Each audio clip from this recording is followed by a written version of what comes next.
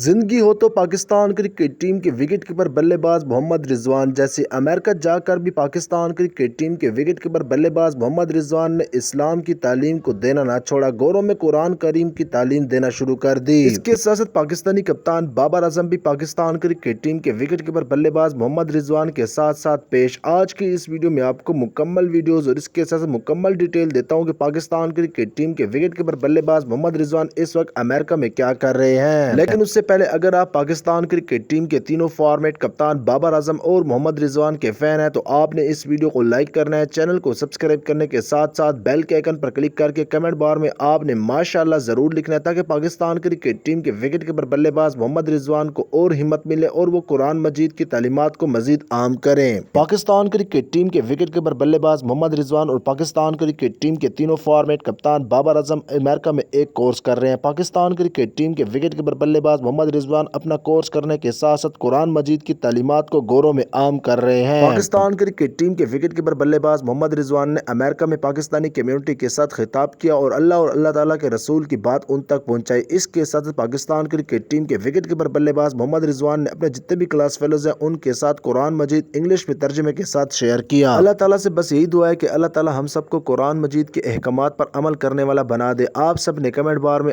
آمین ضرور لکھنا ہے۔ کہتے ہیں کہ اس دعا پر اگر 40 لوگ مل کر آمین کہہ دیں تو دعا ہر حال میں قبول ہوتی ہے۔